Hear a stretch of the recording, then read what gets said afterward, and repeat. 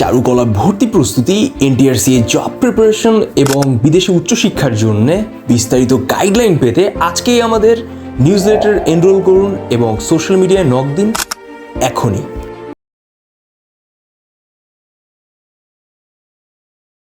ওকে, তো আজকে আমরা কথাবার্তা বলবো আবৃত্তি, গান, অভিনয় এর ভেতর মূলত পার্থক্যটা কি, বা এর ভেতর কোনো কমিউনিকেশন আছে কিনা, কমিউনিকেশন আছে কিনা। ঠিক আছে, আপনারা একটা জিনিস নোটিস করেন, আমি গত ক্লাসেও বলেছি যে আপনারা থিয়েটার অ্যান্ড পারফরমেন্স স্টাডি এটার উপর পড়ালেখা করতে আসতেছেন। তো এই তিনটা হচ্ছে কিন্তু পারফর্মিং আর্ট। আবৃত্তি, গান, অভিনয় তিনটাই হইতেছে পারফর্মিং আর্ট। এর উদ্দেশ্য, প্রকাশভঙ্গি যেটা আছে, উপস্থাপনা যেটা আছে, তার কিন্তু ব্যাপক গুরুত্ব আছে। কারণ এই তিনটা জিনিস ভিন্ন হলেও তিনটা জিনিসের কিন্তু ব্যাপ্তি ভিন্ন, তার নিজস্ব একটা গঠন ধরন অনুযায়ী। সো লেটস টক অ্যাবাউট আবৃত্তি। আবৃত্তির ইংলিশটা হচ্ছে রিসাইটেশন। কোনো কিছুকে রিসাইটেশন মানে হচ্ছে আবৃত্তি বলা হয়ে থাকে। তো খুব সহজে যদি বলি, আবৃত্তিটা মূলত কি? কবিতা বা সাহিত্যের লেখা কোনো কণ্ঠের মাধ্যমে যখন প্রকাশ করা হয়, তখন সেটাকে আমরা আবৃত্তি বলবো। আবৃত্তিতে একটা মেইন ফোকাসের জায়গা থাকে হচ্ছে শব্দ, উচ্চারণ, ছন্দ, আবেগ, টোন, এক্সপ্রেশন, ঠিক আছে, ফেসিয়াল এক্সপ্রেশন, তারপর মুভমেন্ট, গেস্টার, মুভমেন্ট বলতে পারেন। এই সবকিছুর কম্বিনেশনে যখন একজন আর্টিস্ট কোনো কিছুকে রিসাইট করে, তখন সেটা হচ্ছে আমরা আবৃত্তির কাতারে ফেলতে পারি। মোস্ট প্রবাবলি যেটা হয়, কোনো কবিতা বা সাহিত্যের কোনো আইটেম বা বিষয় কণ্ঠের মাধ্যমে এটা উপস্থাপন করা হয়। ঠিক আছে,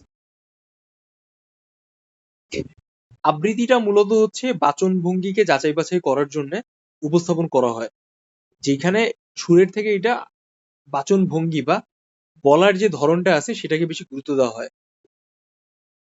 যেমন মনে করেন কণ্ঠের ওঠানামা কোনো কিছুকে অর্থ প্রকাশ করতেছে। এই যেমন আপনি কাজী নজরুল ইসলামের, সরি এটা কাজী নজরুল ইসলামেরই ছিল না, অর্ধেক তার কুড়িয়েছে নারী অর্ধেক তার নয়, কি যেন নাম এই কবিতাটা? হ্যাঁ, যেমন এই কবিতায় দেখেন এক একটা জায়গায় কিন্তু একরকম অ্যাব্রিভিয়েশন আছে, উপস্থাপনা আছে। তো কবিতার একটা ভাব, অনুভূতি, সৌন্দর্য আছে, প্রকাশভঙ্গি আছে, কোনো কিছুর ব্যাপক ব্যাপ্তি আছে। তো এই যে জিনিসটা আপনি আপনার আর্টের মাধ্যমে উপস্থাপন করতে, এটাই হচ্ছে মূলত আমরা আবৃত্তির কাতারে ফেলবো। একটা এক্সামিনার মূলত এটাই দেখতে চায়। এটা হচ্ছে একটা সাংস্কৃতিক স্পেস, কালচারাল স্পেস।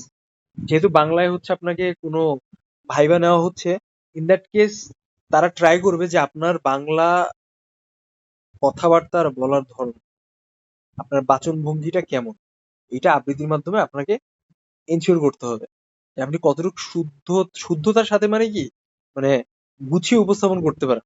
এক কথা যদি আমরা বলি, কোনো কিছুকে গুছিয়ে উপস্থাপন বলে কথাবার্তা বললাম। ওকে, সো এটা হচ্ছে আবৃত্তির ব্যাপার গেল। এবার আমরা আসবো যে গান, যেটা আমরা ইংলিশে বলতে পারি সিঙ্গিং টাইপ কিছু। গানটা হচ্ছে মূলত সুর ও তালের সমন্বয়ে যেই প্রকাশভঙ্গিটা আছে সেটা। আমরা যদি আরো সহজে বলি, মেইন ফোকাস হচ্ছে একটা বাচন ভঙ্গির সুরেলা ফরম্যাট বা কণ্ঠ সঙ্গীত, লয়, তাল, সুরের সংমিশ্রণে যেই সাউন্ড আমরা শুনে থাকি সাধারণত, এই আর্টটাই হচ্ছে গান।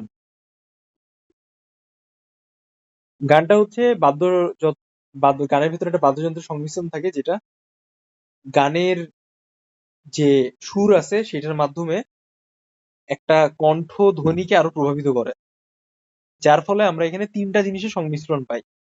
একটা হচ্ছে সুর, একটা হচ্ছে বাদ্যযন্ত্র, আর একটা হচ্ছে কণ্ঠ বা সঙ্গীত, কণ্ঠ সঙ্গীত, যেটা সমন্বয় হচ্ছে একটা সঙ্গীতের প্রপার ফরম্যাট বা সিঙ্গিং বিষয়টা উপস্থাপন করা হয়। শ্রোতার কাছে বা যারা শুনে, লিসেনারের কাছে সঙ্গীতের আনন্দ এবং আবেগ পৌঁছে দেওয়ার গল্পটাই হচ্ছে মূলত গান। তো আই হোপ যে আপনারা একটু ক্লিয়ার বুঝতে পারছেন। যেমন মনে করেন যে রবীন্দ্রসঙ্গীত, নজরুল সঙ্গীত, রবীন্দ্রসঙ্গীতের ব্যাপারটা কি, রবীন্দ্রসঙ্গীতের যে বিষয়টা হচ্ছে যে রবীন্দ্রসঙ্গীতটা কিন্তু অনেক হাই নোটে টানা হয় সাউন্ডস গুলা, বা রবীন্দ্রসঙ্গীতের কিন্তু প্রত্যেকটা গানের দেখবেন যে একটা ব্যাপক ব্যাপ্তি আছে। হ্যাঁ, উচ্চতর কণ্ঠ বা পার্টিকুলার এরিয়ায় শব্দে কিন্তু ব্যাপক টান হয় বা টোনটা অনেক হাই নোটে থাকে। তো এইভাবে তার সাথে কিন্তু সুরের সংমিশ্রণ হয়। যখন সঙ্গীতের সাউন্ড আপনি শুনতেছেন তখন আপনার একরকম ফিলিংস হচ্ছে, আবার ওর পরে যখন মিউজিক হচ্ছে তখন আপনার লিসেনিং লেভেলটা কিন্তু আস্তে আস্তে স্মুথ হয়ে যাচ্ছে। তো এই কম্বিনেশনটাই হচ্ছে মূলত আমাদের বারবার আবেগ তাড়িত করে, আনন্দ যোগায় মনের ভেতরে সঙ্গীতটাকে শোনার জন্য। তো এই শ্রোতার শোনার যে একটা ব্যাপকতা রয়েছে এর ভিতরের মাধ্যমে কিন্তু আমাদের কোনো কিছুর সাউন্ড প্রকাশ পায়। তো ডিজে যারা আছে তারা অডিও প্রডিউসার আছে, সাউন্ড ইঞ্জিনিয়ার আছে, কত ভ্যারিয়েশন আছে।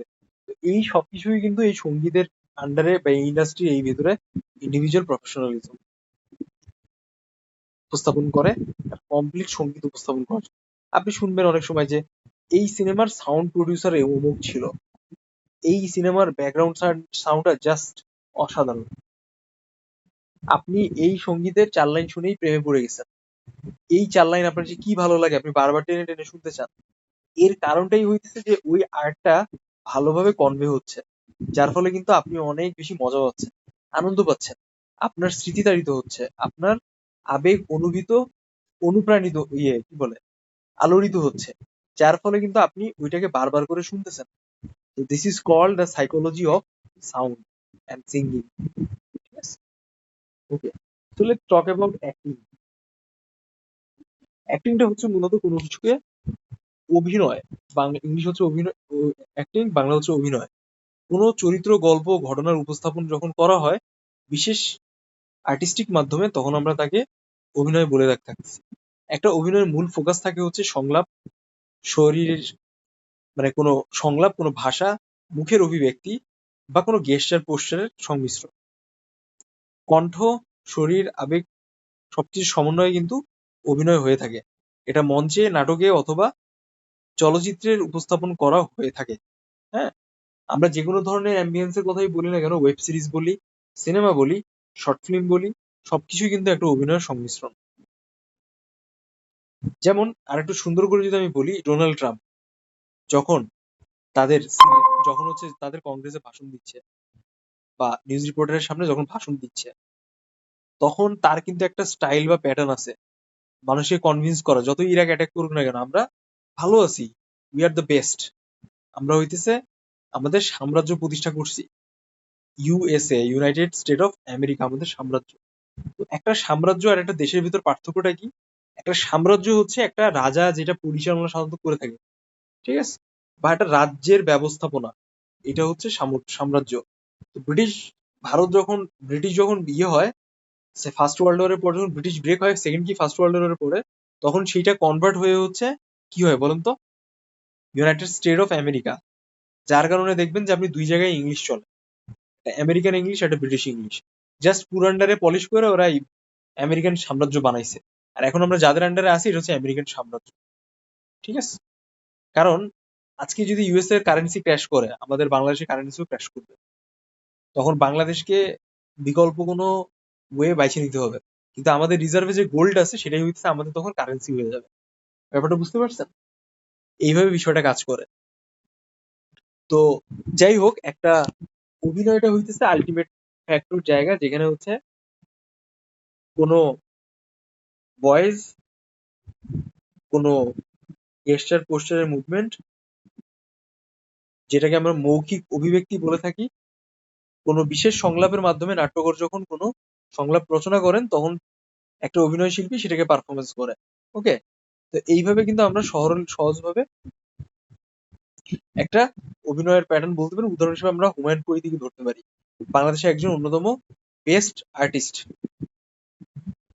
জাহাঙ্গীরনগর ইউনিভার্সিটিতে পড়ালেখা করছেন, পরে হচ্ছে অনেক বড় মাপের একজন শিল্পী হয়, অভিনয় শিল্পী। ওকে, এবার আমরা একটু কথাবার্তা বলবো এর ভেতর পার্থক্যটা আসলে অভিনয়, গান, আবৃত্তি, গান আর অভিনয়, এর ভেতর পার্থক্যটা কি? এর ভেতরে আমরা পার্থক্য এতক্ষণ যে ডিসকাশন করলাম এটাকে আমরা তিনটা ধাপে ফেলাতে পারি। একটা হচ্ছে মাধ্যম, একটা হচ্ছে ফোকাস, আর একটা হচ্ছে উপস্থাপনা। ঠিক আছে? আবৃত্তির মাধ্যম হচ্ছে কণ্ঠ, গানের মাধ্যম হচ্ছে সুর আর কণ্ঠ, কিন্তু অভিনয়ের মাধ্যম হচ্ছে কণ্ঠ এবং শরীর। কোনো অভিনয়ের ভেতর কিন্তু কোনো সুর থাকে না। এটাই হচ্ছে অভিনয় আর গানের ভেতর তফাৎটা আইডেন্টিফাই করে। Let's talk about the second thing, focus. একটা আবৃত্তির ভেতর শব্দ ও আবেগের সংমিশ্রণ থাকে, কিন্তু একটা গানের ভেতরে সুর ও তালের সংমিশ্রণ থাকে। আর একটা অভিনয়ের ভেতর চরিত্র ও অভিব্যক্তির প্রকাশভঙ্গি থাকে। এইখানে অভিব্যক্তি যেটা আছে, এখানে আপনি শব্দ ও আবেগের সংমিশ্রণকেও বলতে পারেন। ঠিক আছে? উপস্থাপনা, কবিতা আবৃত্তি হতে পারে, কোনো কোনো আহ, কোনো কেরাত রিসাইটিং হইতে পারে। হ্যাঁ, একটা সূরা বা কোনো মন্ত্র বা কোনো আহ বিশেষ মানে কয়েকটা সেন্টেন্স যখন কেউ পাঠ করতেছে, এটাকে কিন্তু আপনি গান বলতে পারবেন না, এটাকে আপনার আবৃত্তির ভেতর ফেলতে হবে। তো কোরআন যখন কেরাত পাঠ করা হয়, এটাকে বলা হয় কেরাত রিসাইটেশন। এর মানে আপনি এত সুরওয়ালা কণ্ঠে যেটা শুনেন, আরবি কেরাত, এটা হচ্ছে মূলত সে কিন্তু আবৃত্তি করতেছে। হুম, সে কিন্তু ওটাকে সুর করে গান করতেছে না। তো আই হোপ যে আপনারা এটা ক্লিয়ার বুঝতে পারছেন। এবার গানের যে উপস্থাপনাটা আছে, এটা হচ্ছে সঙ্গীত। আর নাটকের যে উপস্থাপনা আছে, নাটক বা চলচ্চিত্র, এটা হচ্ছে অভিনয়। আই হোপ যে এইটুকু সবাই ক্লিয়ার। তো নেক্সট টাইম যখন কেউ আপনাদের সাথে ডিটেলসে কথা বলতে চাইছিলাম, আচ্ছা লেটস টক অ্যাবাউট অভিনয়, কিভাবে তারা আপনাকে অভিনয় কোশ্চেন সাধারণত করবে। বেসিক্যালি একটা অভিনয় হচ্ছে একটা স্পেসিফিক ইনপুটের মাধ্যমে আউটপুট। কিভাবে আমি বলি, আপনাকে তারা 2-3 ধাপে অভিনয়ে কোশ্চেন আস্ক করতে পারে। কোশ্চেন নাম্বার 1 হচ্ছে যে, মনে করেন তারা আপনাকে আস্ক করলো যে তোমার পছন্দের লেখকের নাম কি? আপনি বললেন, লেখকের কোনো চরিত্রের কথা বললেন, কোনো বিশেষ লেখার। আপনাকে বলবে ওই চরিত্রটাকে পারফরমেন্স করতে। এটা হইতেছে একটা স্টাইলের কোশ্চেন। সেকেন্ড স্টাইলের কোশ্চেনটা হচ্ছে যে, তারা আপনাকে বলবে যে তুমি মানে এটা হচ্ছে সলো ট্রিক। তারপর সেকেন্ড আরেকটা স্টাইলের কোশ্চেন করবে যে, হুট করে একটা ক্যারেক্টার দিয়ে দেবে আপনাকে, বলবে তুমি এই ক্যারেক্টারটা অভিনয় করে দেখাও।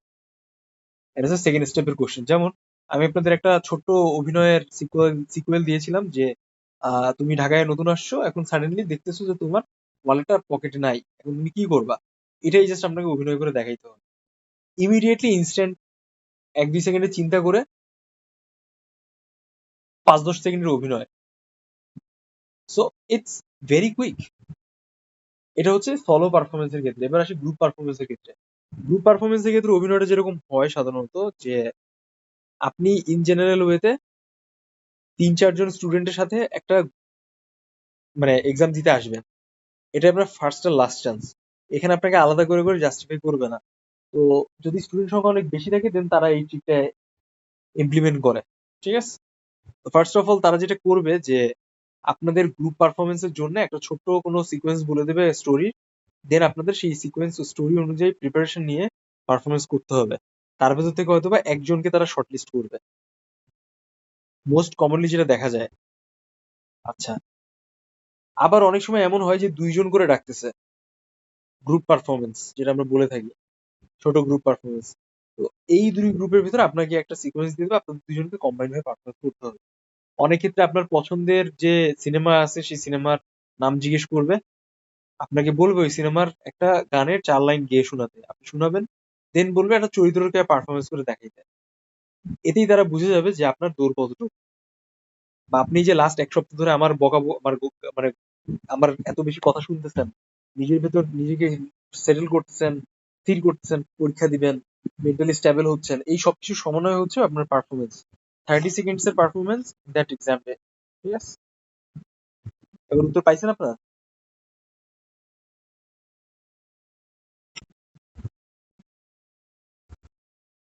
ওকে, আর কি কারো কোনো প্রশ্ন আছে? না থাকলে আমরা ক্লাস শেষ করি।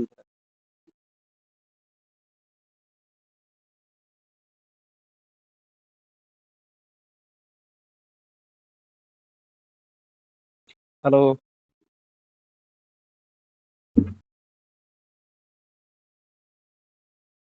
দিদি দিদি বলে বলে ডাকি ডাকি তখন, তখন, ও ঘর ওঘর থেকে থেকে কেন কেন মা মা দিদি দিদি আসে আসে না না কো? গো? আমি আমি ডাকি ডাকি তুমি তুমি কেন কেন চুপটি চুপটি করে করে থাকো? থাকো? আপনি টোটাল 10 লাইন 12 লাইন করছেন, কত? 10 লাইন। জি জি ভাইয়া। ভাইয়া। মজার ব্যাপার হচ্ছে যে আপনার সেকেন্ড লাইন গুলায় আপনি হচ্ছে মানে এক সেম সিকোয়েন্স রাখছেন। মাগো আমার শোলক বলা কাজলা দিদি কই, এই যে একটা এক্সপ্রেশনটা আছে না এখানে, আপনি মাকে কোশ্চেন করতেছেন কাজলা দিদি কোথায় আসলে। তো এই এক্সপ্রেশনটা আর একটু ধরতে হবে।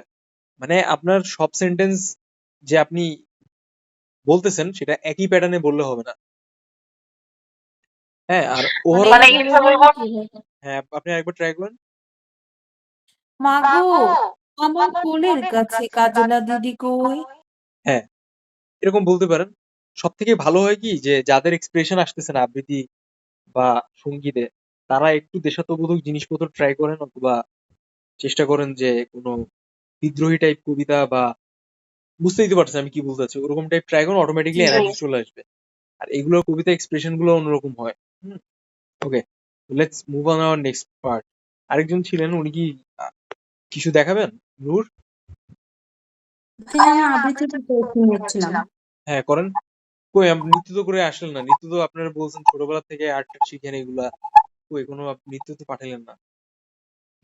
ভাইয়া নৃত্য তুলতে তো আসলে টাইম লাগে, একদিনে তো সম্ভব না। দেখেন আর মাত্র হচ্ছে আজকে 27 তারিখ শেষ, 28, 29, 30, 31, তো 3 দিন মনে হয় টাইম আছে, তো এখন কিভাবে হবে?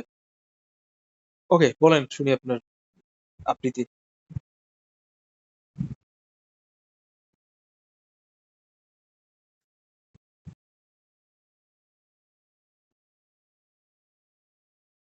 বলেন।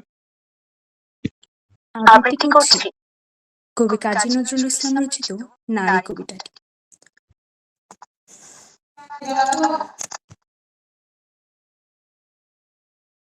আচ্ছা, ওকে। তো মেবি উনার আবার শুরু করছি। সমস্যা নেই, হ্যাঁ সব করেন। আবৃত্তি করছি কবি কাজী নজরুল ইসলাম রচিত নারী কবিতাটি। সাম্যের গান গাই আমার চক্ষে পুরুষ রমণী, কোনো ভেদাভেদ নাই। বিশ্বে যা কিছু মহান সৃষ্টি চিরকল্যাণ কর, অর্ধেক তার করিয়াছে নারী, অর্ধেক তার নর। বিশ্বে যা কিছু এলো পাপ তাপ বেদনা অশ্রুবারি, অর্ধেক তার আনিয়াছে নর, অর্ধেক তার নারী। দেখেন, নরকুণ্ড বলিয়া কে তোমা করে নারী হেয় জ্ঞান, তারে বলো আদি পাপ নারী নহে, সে যে নর শয়তান। অথবা পাপ যে শয়তান যে নর নহে নারী নহে ক্লীব সে, তাই সে নর নারীতে সমান মিশিয়া রহে। এ বিশ্বে যত ফুটিয়াছে ফুল ফলিয়াছে যত ফল, নারী দিল তাহে রূপ রস মধু গন্ধ সুনির্মল। ওকে, ওয়েল ডান। এটা বেশ ইন্টারেস্টিং ছিল। এই যে দেখেন আমি বললাম না, ওনাতে আপনি যদি খেয়াল করেন এখানে, উনি যেই টোনে কথাটা বলতেছে আবৃত্তির, প্রত্যেকটা বিষয়গুলো কিন্তু নোটিফাই করার মতো। আপনার কিন্তু ফোকাসটা আরো বাড়লো। আমরা যখন কোনো মিউজিক শুনি তখন কি হয়, মিউজিকের পার্টিকুলার কোনো এরিয়া থাকে যেটা আপনাকে হুক করে, ওইখানে আপনি বেশি অ্যাট্রাক্ট হন, ওটা আপনি বারবার শুনতে চান, যার কারণে টোটাল মিউজিকটা আপনি বারবার শুনতে চান। তো এইটাই হইতেছে আর্টিস্টের কৃতিত্ব। এট দ্য সেম টাইম আমরা যদি এই আবৃত্তির কথাটা বলি, এখানে কিন্তু ওই সেম সিকোয়েন্সই কাজ করে। কিন্তু আপনার জন্য আমার একটা ছোট্ট সাজেশন থাকবে যে আপনি যখন কোনো মহানুভব টোন ইউজ করতেছেন, কোনো ইমপ্রেশন দেখাচ্ছেন, অর্ধেক তাহার করিয়াছে নর বা অর্ধেক তাহার নারী, এরকম এক্সপ্রেশনাল জায়গাগুলোয় আপনি আরেকটু মানে বুম করবেন, মানে লাইক আরেকটু টেনে বলবেন কথাটা। আরবি দেখছেন, আমরা আরবিতে কি দেখি, আরবিতে যখন কোনো কেরাত পাঠ করা হয় তখন কি হয়, পার্টিকুলার এরিয়ায় যেখানে হাইলাইট করা হয় 1 আলিফ 2 আলিফ 3 আলিফ পর্যন্ত টান হয়। এটা কেন? কারণ ওই জিনিসটাই টোন। তো একটা অডিও টোনটা হচ্ছে সব থেকে বেশি ইম্পর্টেন্ট। আপনি কতটুকু ফিল নিয়ে শুনতেছেন। কেন মানুষ এত পডকাস্ট শুনে? হিসাব করেন, পডকাস্ট হচ্ছে প্রায় 1.5 ঘন্টা 3 ঘন্টার ভিডিও। কেন মানুষ শুনে? কারণটা হচ্ছে যে এই পডকাস্ট গুলা যারা উপস্থাপন করে, তাদের উপস্থাপন গুলো অনেক ইন্টারেস্টিং হয়, বা তারা জানে যে কোন কোয়েশ্চেন্স মানুষ বেশি অ্যাট্রাক্ট হবে। আপনি যত ইউটিউব চ্যানেল দেখেন না, আপনি যাকে সাবস্ক্রাইব করছেন, আপনি যার কন্টেন্ট বেশি ফলো করেন, তার প্রতি সেইটা হইতেছে আপনার প্রতিচ্ছবি। ব্যাপারটা বুঝেন। প্রতিচ্ছবিটা কি কেন বলতেছি? আপনি যাকে বেশি পছন্দ করেন বা আপনি যার বিষয়গুলো বেশি ফলো করেন সোশ্যাল মিডিয়ায়, ওইটা হইতেছে আপনার তার প্রতিচ্ছবি। আপনি হয়তোবা মানে নিজের রিয়েল লাইফে হয়তোবা এই জিনিসটা বুঝতেছেন না, কিন্তু আপনার ব্রেনের প্রতিচ্ছবি হিসেবেই ওই কন্টেন্ট ক্রিয়েটার কাজ করে। এখন দেখেন বাংলাদেশের মানুষ কি পরিমাণ হিরো আলম নিয়ে মজা করছে, তাই না? বা পচাইছে কন্টেন্ট ক্রিয়েটার, বিভিন্ন অনেক কন্টেন্ট ক্রিয়েটার আছে, অনেক পচাইছে, মজা নিছে। তো এই সোসাইটির এরকম কৌতূহল, পরশ্রী কাতর সোসাইটির কারণটাই, কারণ মানুষের ধরনটাই এরকম। এই সোসাইটি বা এই সাবকন্টিনেন্টে এই জনপদে যারা জন্মগ্রহণ করছে তাদের গঠনটাই এরকম। তারা এইটা করেই স্বাচ্ছন্দ্য বোধ করে এবং মজা পায়। তো তারা ওরকম পার্সন খুঁজে বের করার ট্রাই করে যাদের জীবন নিয়ে তারা বেশি মাতামাতি করবে, পচাবে, মজা নেবে, সংশোধন করার ট্রাই করবে, তাদের কষ্টে তারা মজা হবে, এরকম সিন আর কি। তো নিশ্চয়ই আপনি বুঝতে পারছেন আমি কি বলতে চাচ্ছি। তো এই জন্য আপনি যখন কোনো কিছুকে ট্রাই করতেছেন, লাইক রিমেক করতেছেন, আবৃত্তি করতেছেন, তখন চেষ্টা করতে হয় যে ওই জিনিসটার ব্যক্তিটাকে তুলে ধরা। একটা কবিতা হচ্ছে একটা ব্যাপক তাৎপর্যমূলক বিষয়। তো এইটা আপনার ভয়েস টোনের মাধ্যমে আপনাকে তুলে ধরতে হবে তাৎপর্য। তখনই সেই কবিতাটা প্রাণবন্ত হবে বলার ক্ষেত্রে। হ্যাঁ, একটা এক্সামিনারকে হুক করা যায় একটা জিনিসের মাধ্যমেই, যখন হচ্ছে আপনি সরাসরি কি করতে পারবেন বলুন তো? যখন আপনি সরাসরি হচ্ছে তাকে এইটাই কনভিন্স করতে পারবেন যে আপনি এই জিনিসটায় মাস্টার, খুব ভালো বাজেন। তখনই হয় যখন পার্টিকুলার কোনো এরিয়া আপনার খুব ভালো হচ্ছে, করতে করতে বলতে বলতে তারা অটোমেটিকলি শুনবে, they feel better. Okay, so এই ছিল হচ্ছে আজকে আমাদের ওভারঅল কানেকশন, আপনারা যা পারফরমেন্স করে আসছেন। যারা নৃত্য পারফরমেন্স করতে চাচ্ছেন ইনশাল্লাহ নেক্সট ক্লাসে অবশ্যই ট্রাই করবেন একটা ভিডিও রেকর্ড করে নৃত্য রেডি করে আনা। ঠিক আছে, একটু ফোকাস হওয়া খুব জরুরি।